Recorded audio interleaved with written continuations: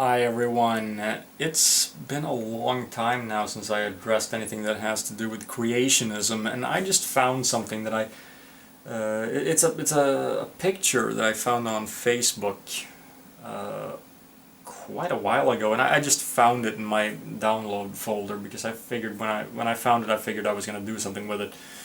But it's this image, and as you can see, it's 12-step process that proves God exists.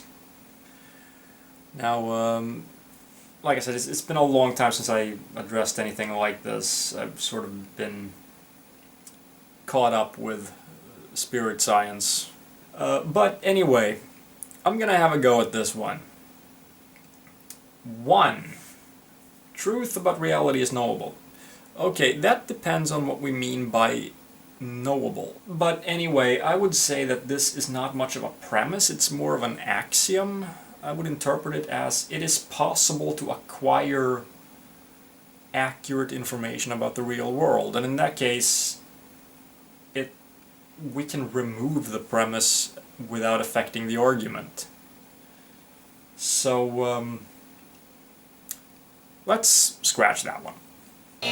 2. The opposite of true is false. Well, yeah, and we can remove this premise and not affect the argument, so let's remove it. 3. It is true that the theistic God exists. Rejected as unsupported. 4. If God exists, then miracles are possible. Non sequitur.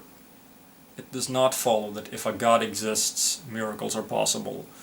If a God exists who is capable of performing miracles, then miracles are possible. We have not established that God can perform miracles, so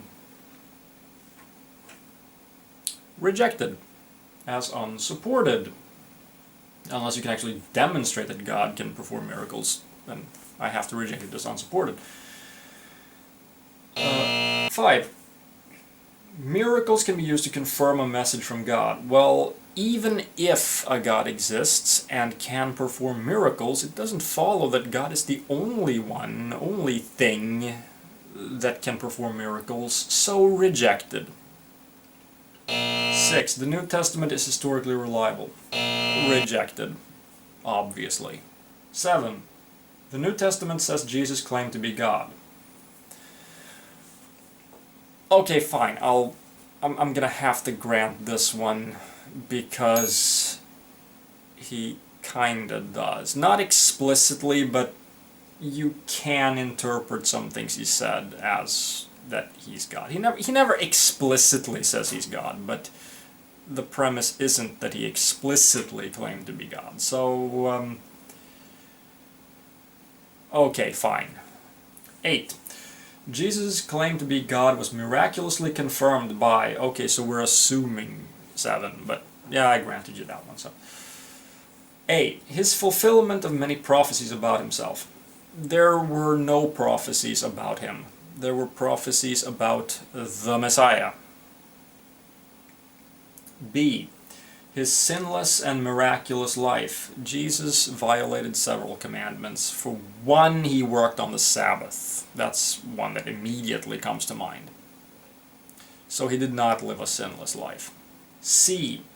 His prediction and accomplishment of his resurrection. Okay, we're assuming the historical reliability of the New Testament here. And since I rejected that, I have to reject this one. And it's the same thing with A, of course.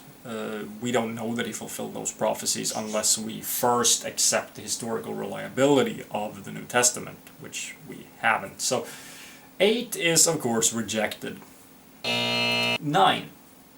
Therefore, Jesus is God. Non sequitur. It does not follow, even if I grant you everything up until this point, it does not follow that he was God. It only follows that he said he was. So 9 is rejected. 10.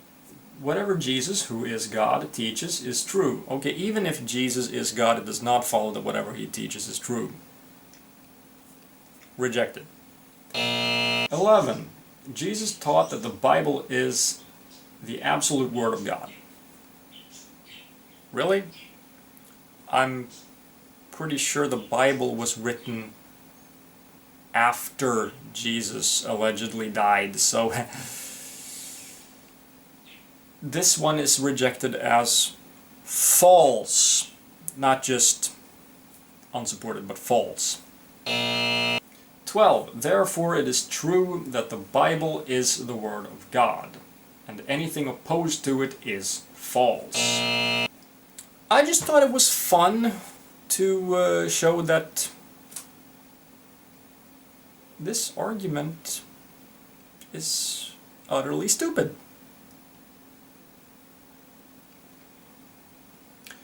It's also pretty interesting that the argument sets out to prove that God exists, and the third premise is God exists, which of course makes it a circular argument.